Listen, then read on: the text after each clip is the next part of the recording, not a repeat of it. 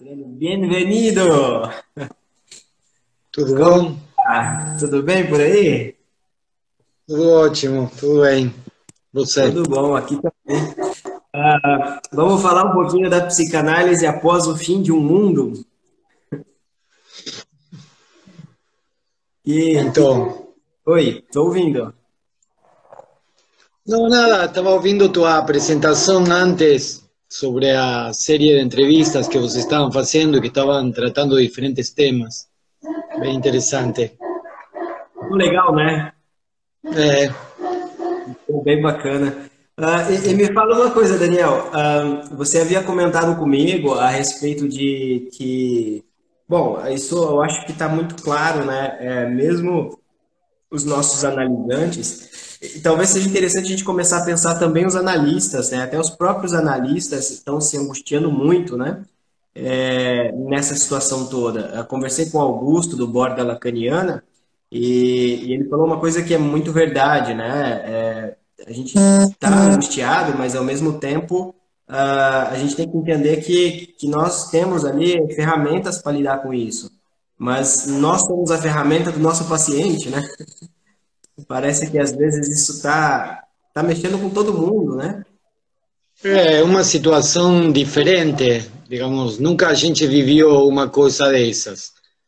E não é uma coisa menor, não se trata de uma pandemia, se trata de uma doença que está arrastando o mundo inteiro, ou boa parte, pelo menos, do mundo. E, bom, aqui no Brasil a gente está vivendo também uma situação muito delicada, que modificou, alterou os comportamentos, alterou nossa vida cotidiana. Então, de alguma forma, todos estamos sendo afetados en mayor o menor medida por una circunstancia que nos absorbe de alguna forma, ¿no? Entonces me parece que tem que preparar o que a gente tem para ver como é que aborda esse tipo de coisa, né? Uhum. Nesse O fato de sentido, ser psicanalista, o fato de ser psicanalista no deixa inmune, no es inmune contra ningún virus, contra ningún afeto, y mucho menos con una cosa que nunca antes en la historia de la psicanálisis fue abordada. ¿Eh? A psicanálisis no abordó nunca una situación de esas. Entonces no es- somos la primera generación de psicanalistas que va a abordar para valer eso. esses dias eu estava ouvindo até alguém comentando a respeito das duas grandes guerras, né?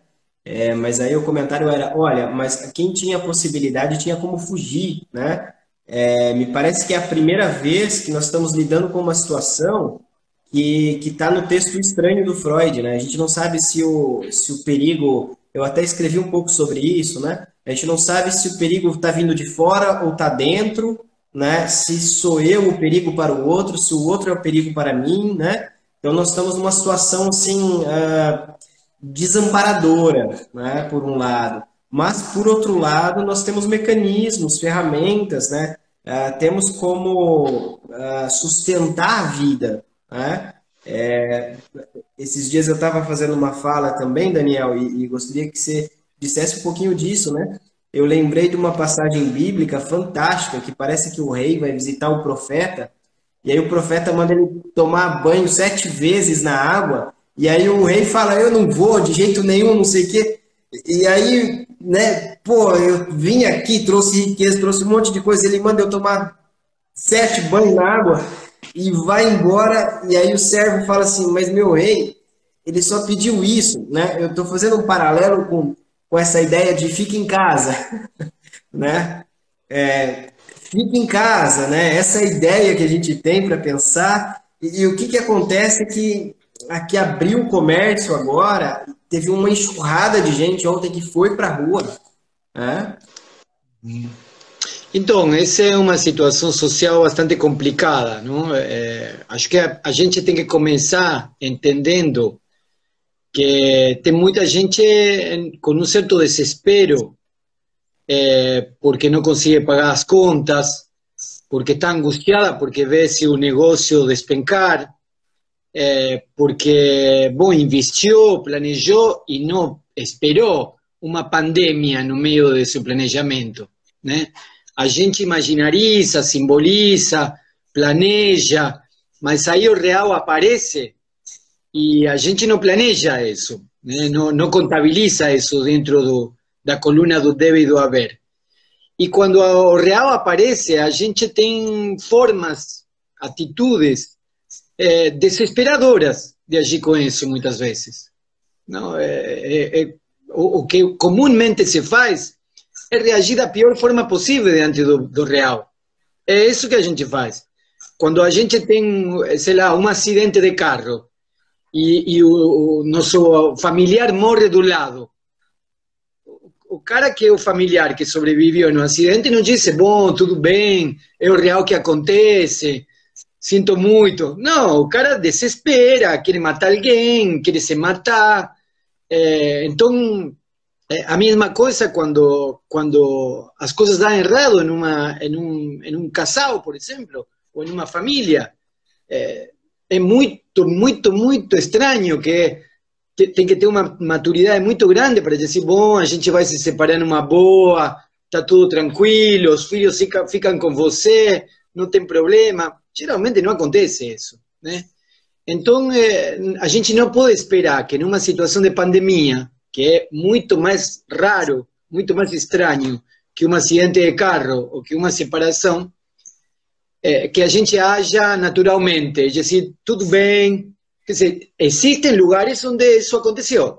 As pessoas pararam, disseram, bom, vamos em casa, fique quieto. Agora, não é, em geral, não é o que acontece. Não? Então, me parece que a gente, como analista, primeiro tem que ter, como analista, uma posição de saber que isso é também real, digamos, não? Assim como é real a pandemia, também é real que alguém reaja da pior forma possível, né? E não se importe e queira sair. Essas também são atitudes que a gente tem perante a morte. Muitas vezes uma pessoa tem um familiar morto e diz, não me importa, eu vou seguir a vida, vou andar, e tenta negar a realidade, tenta negar os afetos e tocar o barco, como se diz comumente, e continuar. Bom, me parece que hoje está muitas pessoas aqui no Brasil têm essa atitude, que é uma atitude que recua para o nível narcísico e diz, não me importam os outros, eu cuido da minha vida, cada um cuida da sua, eu vou tocar o barco. Eu tenho que trabalhar, vou trabalhar, eu tenho que fazer, vou fazer. Então me parece que isso é um mecanismo narcísico de defesa, né? De defesa diante do inesperado do real. Diante do real, a primeira coisa que faz a gente é se defender. Não aceitar, não tentar, não, é se defender. Isso é o primeiro que faz, é fazer sintoma. Não? E muitas vezes esses são os sintomas que nós temos, né? O recuo narcísico, de assim, não me importa, estão morrendo 1000, morram 1000, morram 2000, morram 3000, morram 4000, não me importa, eu vou cuidar da minha vida. Então, me parece que a gente tem que pensar nesses termos, que essa pessoa que está fazendo isso está tendo esse tipo de atitude, né? De negar a realidade, negar o mundo externo, recuar para um nível de satisfação narcísica e encontrar uma resposta nessa autossatisfação. Então, aí ele vai abrir o negócio e o que vai... E nós sabemos, em análise, que quando você nega o real, quando você recua para o nível narcísico, tentando se defender o real, o que acontece é o pior. Acontece o pior. Não é na pandemia, em qualquer situação que a gente haja dessa forma. Então, o que acontece? A pessoa abre o negócio, faz uma vida comum e é o que você disse antes. Bom, a pandemia se espalha de uma forma que você não vê a olho nu. E talvez você seja um hospedeiro assintomático, mas a tua mãe que está do lado não é. Teu tio que está do outro também não é. E não é uma questão de idade, é uma questão de que, bom, em um se manifestou um sintoma e em outro não. inclusive porque esse vírus é tão real que a gente nem sequer sabe como ele vai se comportar, quais Sim. vão ser as consequências disso. Tem uma coisa interessante, né, que até a pegada, né, das estatísticas tem mostrado que o vírus, eu acho que esse é o primeiro vírus que pega todas as faixas etárias, né, tem crianças internadas graves, tem crianças morrendo, né, e mesmo diante de tudo isso, eu acho bacana você falar isso, Daniel, como uma defesa contra isso, mesmo diante de tudo isso, tem gente que está dizendo que eu escutei, né, essa semana, isso é uma briga entre Estados Unidos e China, que aí é tentar buscar elementos, né, da fantasia para dar conta disso, né? Claro. Não é Claro. que o cara, tá sendo filha da puta. Não, não. Ou então a pessoa fala, comigo não vai acontecer, porque aqui em casa, ó, né? E aí chama a faxineira vem de ônibus, né? E aí dá máscara para faxineira ir de ônibus. Não, não, mas aqui em casa não, né? E aí vai. Então, assim, a coisa. Esse é um elemento também que você colocou muito interessante. Diante desse recuo narcísico, há uma articulação que se produz que é a de que comigo não acontece. Que se o real acontece com o outro, comigo não. No, e isso, a gente consegue fazer isso quando tem uma sólida estrutura imaginária, como você apontou. Se conta a si mesmo um monte de fantasias e se protege com o imaginário. Isso, Parece um fenômeno psicótico, né? Diante do real se defende com o imaginário. O que eu escutei de um colega médico até, né?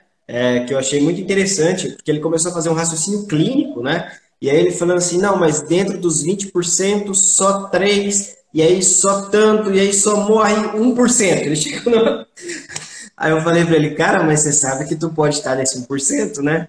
Aí ele falou, não, mas eu falei, esse que é o problema, a gente não tem como saber, faz lá uma dosagem genética, ó, você é imune, ou você... Né?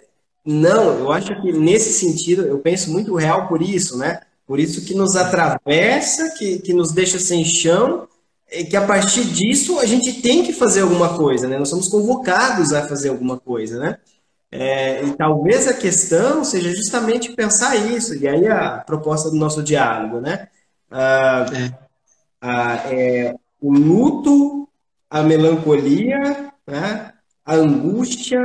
Eu acho que tudo começa com a angústia, e a gente tem que tomar muito cuidado para não cair numa melancolia, né?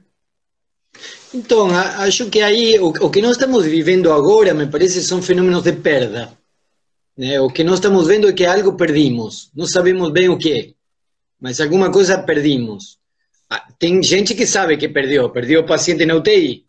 Tem outros que sabem que perdeu familiar na UTI. Então, esse sabe que perdeu.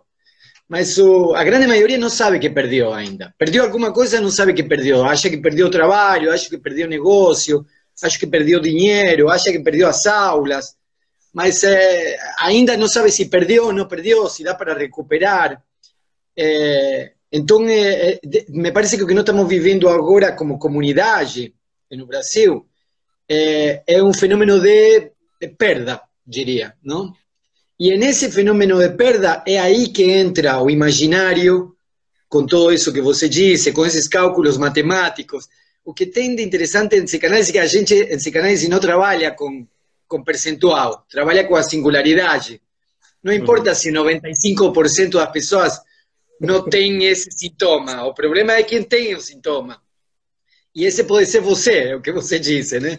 Então, sei lá, tá bom, as estatísticas são importantes, o número é importante, para fazer políticas públicas, acho que é importante, para ter um cálculo e agir em políticas de governo, acho que é importante.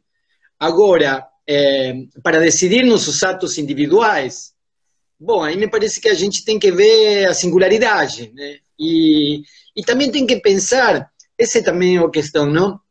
Diante da perda, ou diante da ameaça do real, o que a gente faz é, bom, eu não vou morrer, eu não vou morrer. O outro, sei lá, o outro que se vire, né? Então, como eu não vou morrer, esse princípio de autopreservação, que é totalmente fantasioso, né? Parece que é uma espécie de fantasia de criança, né? As crianças, em algum momento da vida, têm essa fantasia de onipotência, né? Comigo não vai acontecer. De fato, quando a gente acha que é Superman, muitas das crianças jogam do teto, porque acham que é Superman, não vai acontecer nada e se joga. Bom, esse mesmo modelo da criança Superman é um modelo que se repete hoje com o adulto Superman, que comigo não vai acontecer, não vai acontecer nada. Eu não sou biólogo, não sou médico, então não poderia dizer nada acerca da vida natural, da história natural do vírus, ou da medicina. Agora, já pelo que eu li, parece que o vírus já tem várias mutações e que vai se adaptando ao ambiente onde está. Quer dizer, o vírus inicial que começou na China não é necessariamente aquele que está aqui. O que está aqui já mutou e já tem outras configurações. Então, estamos diante de um fenômeno científico que está ainda nas primeiras horas de laboratório. E não sabemos que esse trabalho de laboratório demora muito. Então, por enquanto, o único que a gente tem é coisas básicas para fazer, né? Ficar em casa, se preservar. Caso não possa ficar em casa, tem que cuidar muito a distância pessoal, a higiene, a máscara da cara, não tocar os olhos, a boca e o nariz. Então, me parece que esses são cuidados mínimos que a gente tem que ter, caso precise ir a trabalhar também, para poder não só não morrer, sino também não contagiar o outro, né? Porque a gente vive em uma comunidade e assim como meu negócio depende que o outro também trabalhe, assim como meu trabalho depende que o outro também abra a fábrica, a circulação do desejo depende de que o outro também sobreviva. Em uma sociedade devastada, não há possibilidade de circulação do desejo. O que vai haver é um sintoma grave. Ou seja, se nós continuamos negando a situação, e nós sabemos isso por nossa experiência clínica, o que acontece é muito pior. Sim. Então, quanto mais neguemos a situação, pior vai ser para nós. Então, me parece que, diante disso, é preciso elaborar essas perdas em análise. Tentar pensar, tentar analisar o que é o que estamos perdendo. O que nós achamos que perdimos, que já não tínhamos, mas achávamos que tínhamos. Quer dizer, nós achávamos que tínhamos uma vida mais ou menos certa, nós achávamos que tínhamos. Por que assim? Porque a gente não pode viver se não acha que tem uma vida mais ou menos certa. Quando o analista marca a consulta para a próxima semana, terça-feira da próxima semana, 6h30, ele supõe que na terça-feira da próxima semana o mundo não vai acabar numa pandemia. Ele supõe que o mundo vai ser mais ou menos regular. Então, até analista vive com a ideia de que o mundo vai estar mais ou menos certo, mais ou menos seguro, que as coisas vão continuar mais ou menos regulares, né? Não é que nós, analistas, sim vivimos no real e sabemos... Não sabemos nada. Não tem um saber do real, né? Eu tava vendo, Daniel, um link aqui com vários filmes, né, apocalípticos, né? E é incrível ver como que todos os filmes apocalípticos nos colocam no momento que nós estamos hoje, né? Sem saber o que vem amanhã.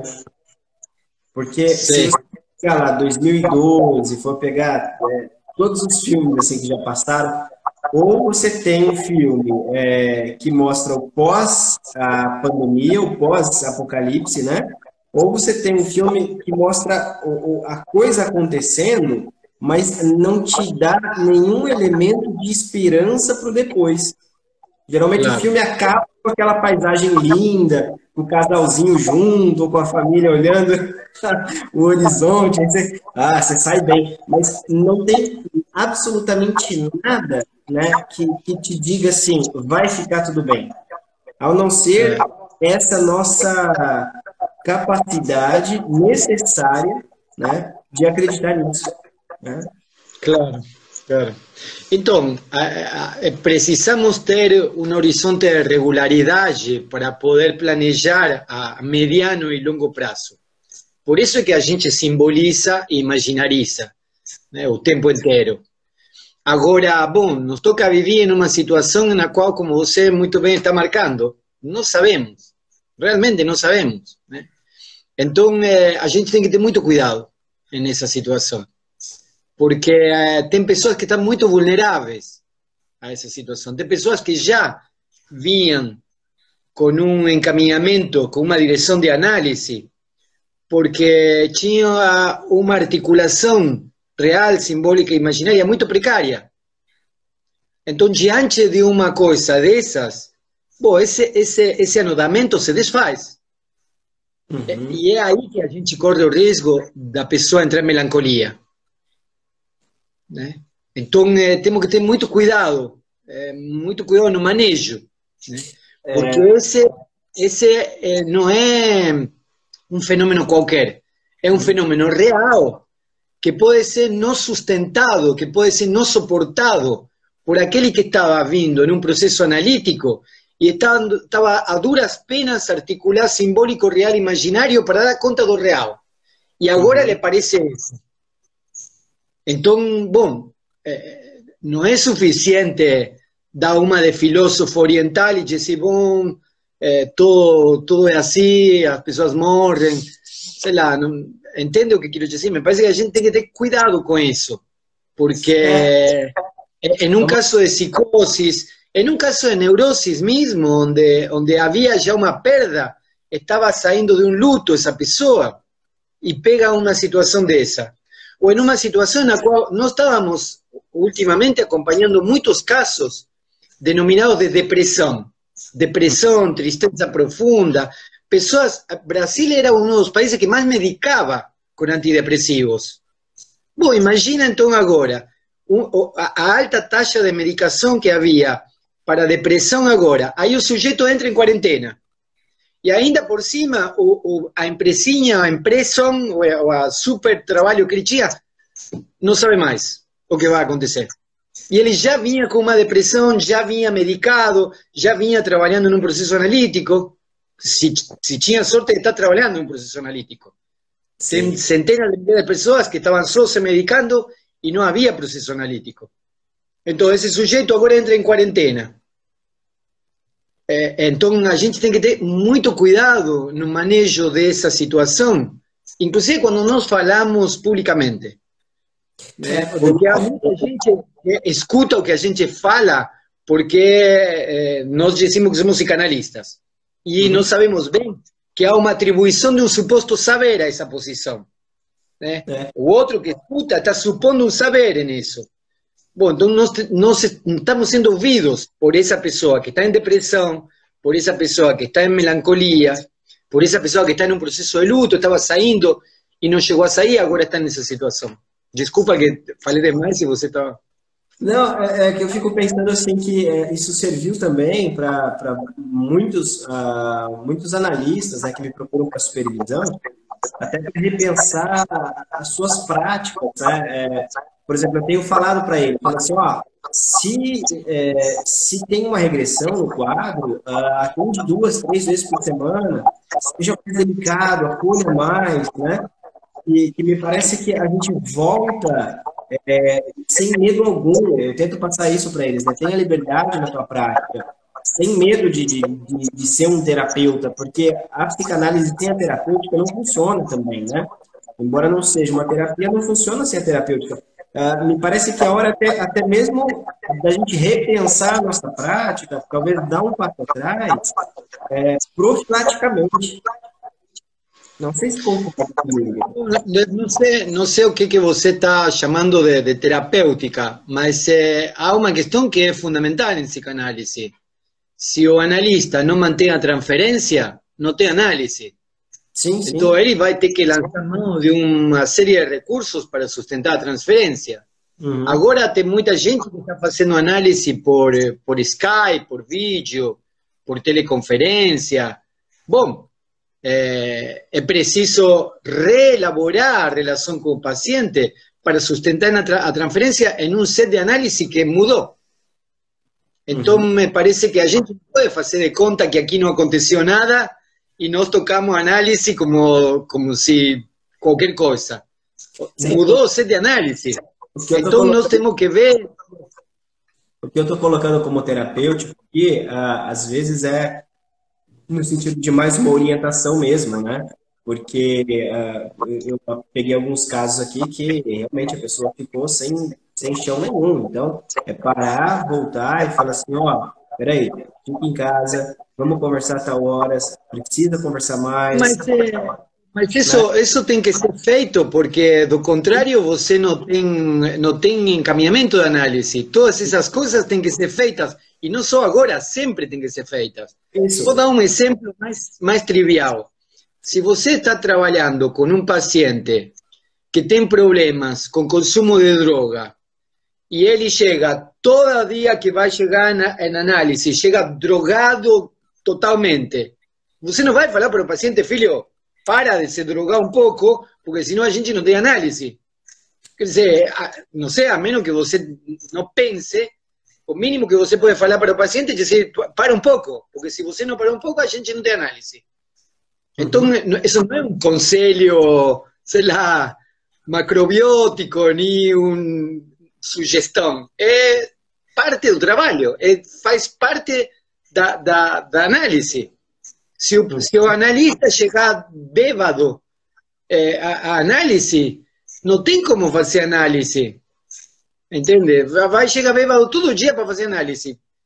Bom, você, como supervisor, você vai dizer, para de beber um pouco, porque não dá para você sustentar uma análise assim. Então, me parece que essas orientações que você fala são fundamentais para mais ou menos orientar o que vai ser o encaminhamento de análise. Né? Me parece que é uma questão. Me parece que uma coisa é pontuar questões de análise. Uma coisa é você produzir artificialmente uma experiência onde, de algum modo, o inconsciente apareça e você marque esse ponto para poder criar um ato analítico. Outra coisa é não combinar as coisas com o paciente, não orientar minimamente, para poder dar uma ideia. Olha, você fala para o paciente quanto você vai cobrar. Você fala para o paciente a que horas ele tem que vir. Você fala para o paciente qual é o endereço que você tem que, o endereço que tem que ir. Você dá para o paciente o telefone agora. Por que então não teria que fazer mais nada disso? Porque não, se o paciente não vem, não, você coordina coisas com ele, você orienta coisas com ele. Né? Isso faz parte do conjunto de condições para poder levar adiante um trabalho analítico. Né? Se o paciente quer ir no banheiro em sua análise, você vai talvez tomar isso como elemento de análise, mas não vai fechar a porta do banheiro. Não, disse, olha, o banheiro está lá no corredor, ao final, à direita. Né? Não disse, não, busque você, vai buscar você o lugar onde fazer xixi ou cocô. Não faz isso. Entendeu? Você orienta o paciente. Bom, com as outras questões também. Que isso pode vir a ser um elemento de análise, também pode vir, mas nem todo elemento de análise. Eu me lembro uma vez de uma conferência, de Diana Rabinovich. E a doutora Diana falava, Diana Rabinovich, eu acho que uma das melhores psicanalistas da Argentina, não? Pelo menos da Argentina. E a Diana Rabinovich contou um caso na época em que se fumava ainda no set de análise, fumava o analista, o analista e fumava o paciente. E o paciente fumava cigarro e em um momento cai a cinza e cai e fura o divã. E aí apareceram alguns, o furo Não tem furo, caiu um pouco de cinza, mas nada, não é que não tem furo lá, era cinza que tinha caído. Então, não precisamos exagerar, esse me parece que é o ponto. Né? Não precisamos exagerar com lacanianés, digamos assim. Me parece que precisamos ser rigorosamente lacanianos para saber cómo lidar con articulación de anudamento real y simbólico imaginario. Cómo levar adiante uma direção de tratamento, uma direção de cura. Tem muito cuidado com pacientes que se identificam com significante de depressão, depressivo. Ter muito cuidado com aqueles que estavam em luto ou saindo de um luto. Ter muito cuidado com aqueles que estão criando essas defesas narcísicas, tentando excluir o mundo exterior y se recuar en una autosatisfacción erótica, porque eso puede devir en un problema grave. Entonces me parece que ahí a gente tem que ter muito cuidado. Né? Agora, o resto de orientações, de combinar, me parece que faz parte do trabalho analítico agora e sempre. Sei lá. A gente é gente, não é coisa estranha que não fala com o paciente, né? Daniel, como a gente estava conversando, né, essas questões aí da angústia, o luto, a melancolia, né, a gente havia comentado na entrevista justamente o aumento da demanda, né, e aumento da demanda de pacientes graves, né, é o que a gente está vendo. Inclusive, eu estou recebendo, alguns pacientes já estão me procurando, né. Acha que os analistas estão prontos? Acho que o analista nunca está pronto. Ni agora, ni antes, ni estará pronto. O analista vai ter que se haver com o que tem na frente e vai ter que criar a psicanálise. Eu acho que não tem analista pronto. E agora menos que nunca. Então me parece que essa é a condição para fazer análise. Saber que a gente não está pronto.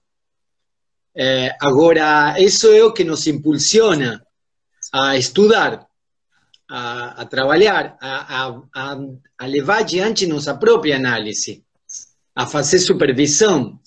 Né? Me parece que isso é fundamental. Justamente de reconhecer que a gente não está pronto. A gente, quando acha que está pronto, é quando vai cometer o grave. Então me parece que o ponto de partida é que nós não estamos prontos. Ni agora, ni antes estávamos prontos. E que os fenômenos estão, digamos, em nossa cara,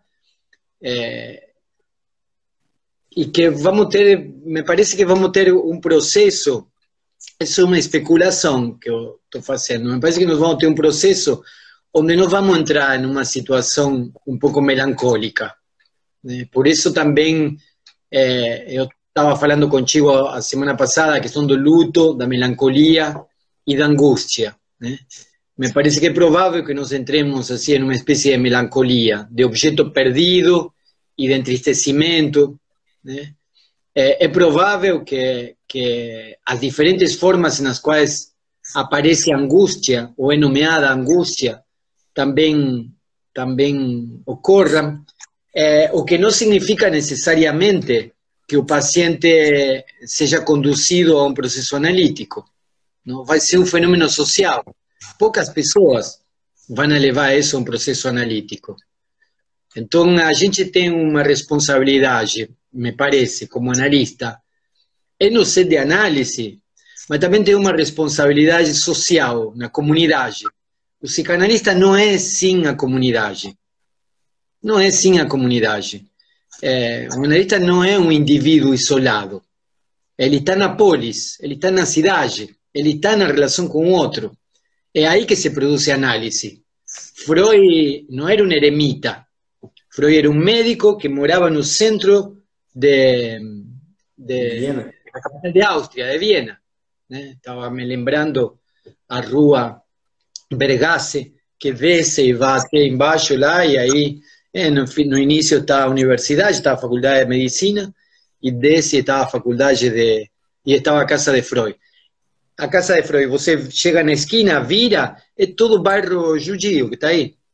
E é uma zona comercial, e era zona comercial essa. Não? Então você vê onde foi criada a psicanálise, foi criada na comunidade, no centro do lugar onde circulavam as pessoas.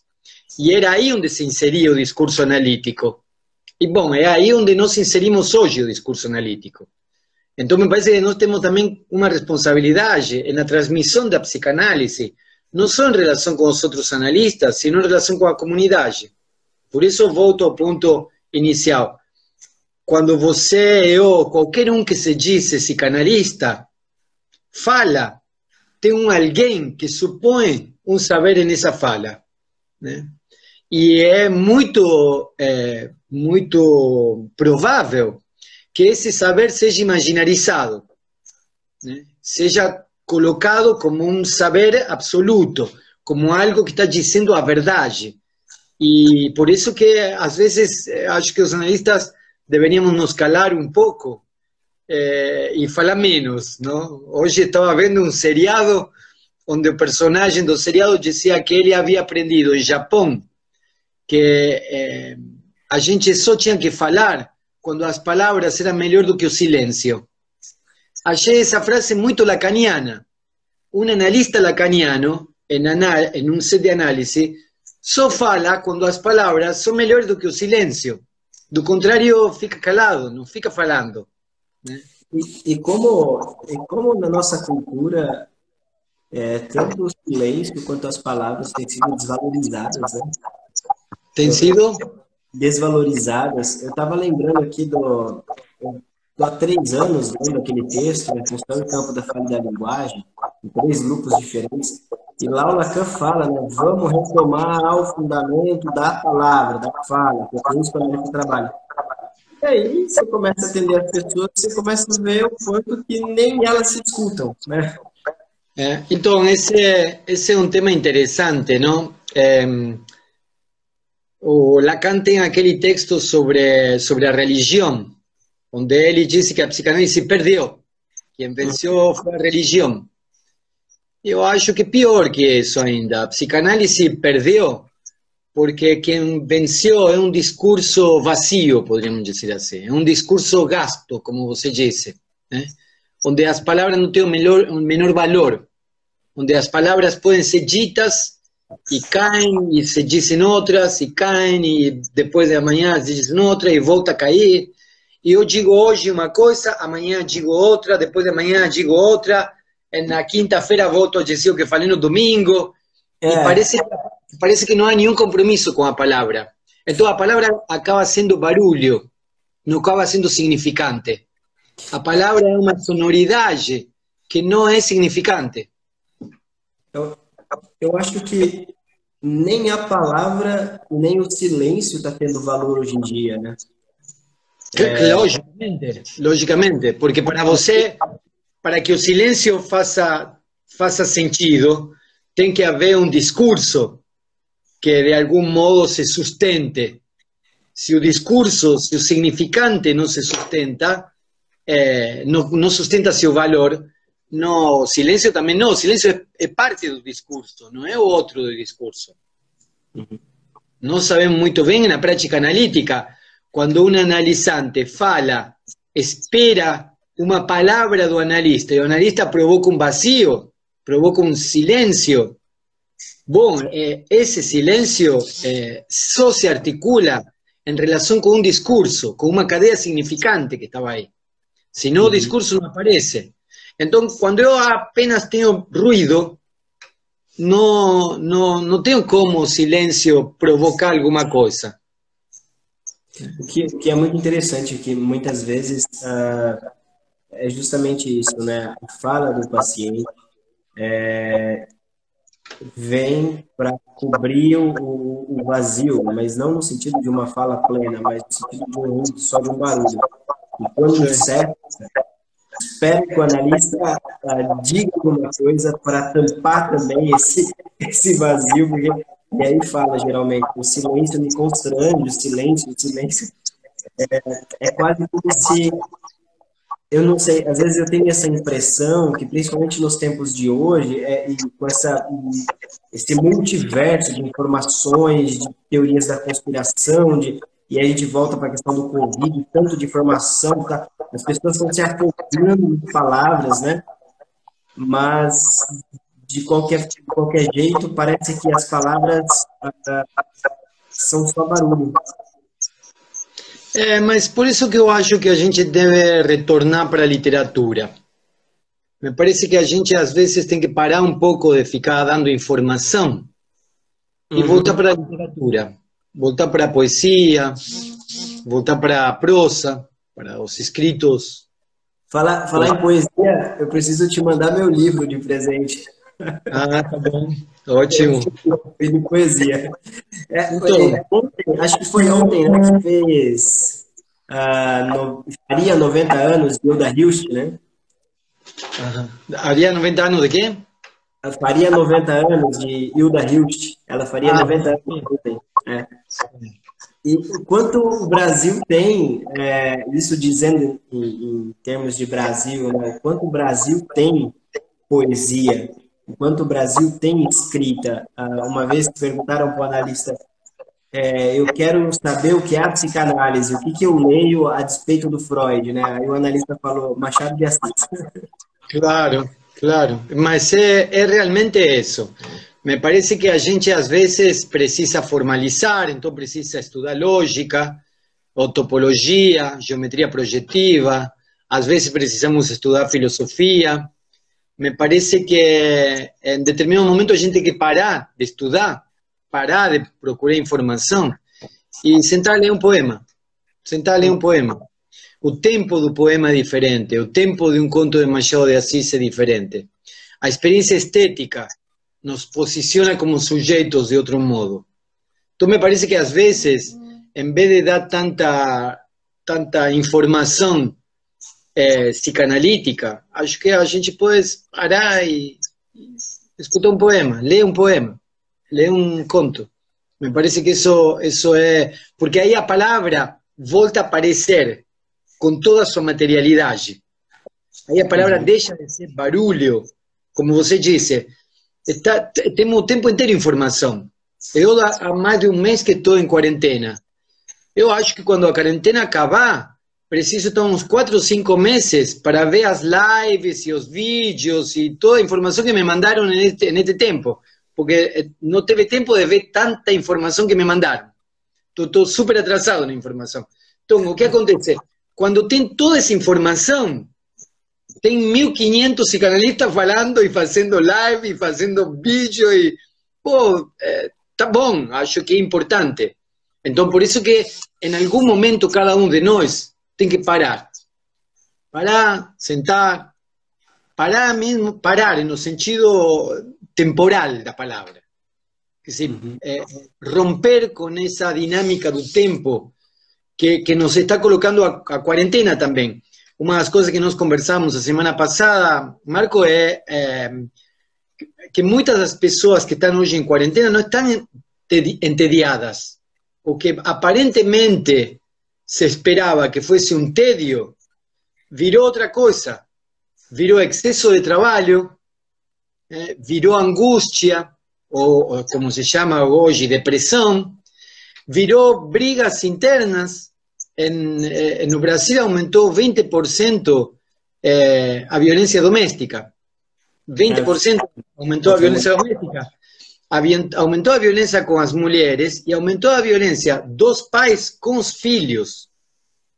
Aqui em Campinas eu acompanho de perto o trabalho do Ministério Público e está tendo um problema grave com crianças que têm que ser tiradas da casa e levadas para abrigos, porque os pais não suportam mais essa criança lá dentro e começa a haver violência doméstica. Então, os problemas que estão surgindo não são de tédio, são de desespero, de excesso de trabalho, de estresse, de violência doméstica com as esposas e com os filhos. Está havendo vários relatos de separação. Passaram um mês de quarentena e descobriram que a pessoa com a qual estavam não é aquela. E começa a ver esse problema de não poder conviver mais com essa pessoa do lado. Será que isso está surgindo ou estão se dando conta? Então, Que tá aí, né? está surgindo porque estão se dando conta, estão dando conta, não estão dando conta da situação na qual estão. Não estão dando conta, nessa circunstância, da situação na qual estão. Então, antes eu podia ter um excelente relacionamento desde que eu trabalhasse 12 horas por dia fora de casa, meus filhos não estejam comigo, minha esposa não esteja comigo. Então, era uma família feliz. Por quê? Nos encontramos para jantar à noite e depois cada um ia para um lugar diferente. Bom, agora não. Agora acordo, levanto, as crianças estão aí, tem que ajudar elas na escola. E aí talvez meu filho vá na quinta série, e eu me lembro da quinta série, eu não me lembro de nada da quinta série. E aí o que acontece? Começam a aparecer também minhas faltas. Eu já não apareço como aquele que dá conta de todo. Porque muitas vezes a posição masculina do homem heterossexual, pai de família, que só aparece no final da noite na casa, aparece com a imagem que dá conta de tudo. Por quê? Porque ele leva o dinheiro para casa. Então pronto, dá conta de tudo. Bom, agora tem que ficar na casa. Dá conta da família, dos filhos, ajudar eles para o dever de casa, lavar prato. E aí vê que não dá conta de tudo. E vê que trazer o dinheiro para casa não era tudo. Havia mais. Então, aí volta a aparecer a situação real da qual eu me defendo e o que eu faço? Bato na minha esposa e bato no meu filho. Pronto, aí aumenta a violência doméstica. Aumentou 20%. 20% não é pouco. De cada 10 casas que você vê na sua rua, duas têm problema de violência dentro. De cada 10 apartamentos de teu prédio, 2 têm violência doméstica lá dentro. Então não é que é um problema em Wuhan, na China, não. Está em teu prédio, está na tua rua isso. Isso pensando também na questão da subnotificação, né? Então, aí também tem, exatamente, porque nem todo mundo faz a denúncia. Estamos falando de denúncia. Daniel, estamos falando de 20% de denúncia. A gente já está chegando na hora aqui. O Fake só deixa por 1 hora, né? Eu descobri isso numa live que eu fiz com o Alexandre, eu não sabia. Mas eu tinha uma coisa para comentar e até ia perguntar para você com relação exatamente. Tem muita gente que está vendo a gente aqui e não é necessariamente da área da filosofia, da ciência ou da psicanálise, né? Quando nós falamos do luto ou das perdas, né? Eu acho que tem que ficar claro isso para as pessoas, que não é necessariamente o luto de uma pessoa ou de um trabalho, mas também, às vezes, de uma posição, como você colocou, né? A posição desse homem, empreendedor e tal. Claro. É interessante ver isso como que as pessoas estão tendo que lidar com o luto do que elas acreditavam serem elas mesmas. Claro, claro. Eu acho que então, essa posição individual que nós levamos até agora, diante do real, fracassa. Uhum. Então, nós podemos até não estar conscientes disso, mas vamos estar fazendo sintoma. Vamos ter enxaqueca, vamos ter coceira, vamos ter dor de cabeça, vamos ficar irritados com a pessoa que está do lado. Essas coisas são sintomas que aparecem. Vamos ficar inquietos, vamos perder o sono. Por que tudo isso funciona assim? Bom, porque nós perdimos aquele lugar imaginário, confortável ou não, que a gente tinha antes. Perdimos isso. E assim, não é preciso você perder um parente para isso. Nós já perdimos isso. Então, esse é um fenômeno que a sociedade inteira está vivendo e vai viver, e vai aparecer. Ao final, já está quase terminando, a gente não falou de luto, melancolia e angústia. Mas fica para a próxima. Fica para a próxima. Eu vejo aí que tem um monte de perguntas também, que apareceram um monte de perguntas e a gente não respondeu nenhuma. Mas a gente poderia retomar essas perguntas na próxima e poder conversar no próximo encontro sobre as perguntas e sobre luto, melancolia e angústia. Isso, eu acho que é bacana, né? Se o pessoal quiser, a gente faz uma segunda, mas a gente já marca para semana que vem. Isso, a semana que vem. Ótimo. Querido, Perfeito. um grande abraço, obrigado e até Um mais. abraço. Muito obrigado. Até a próxima.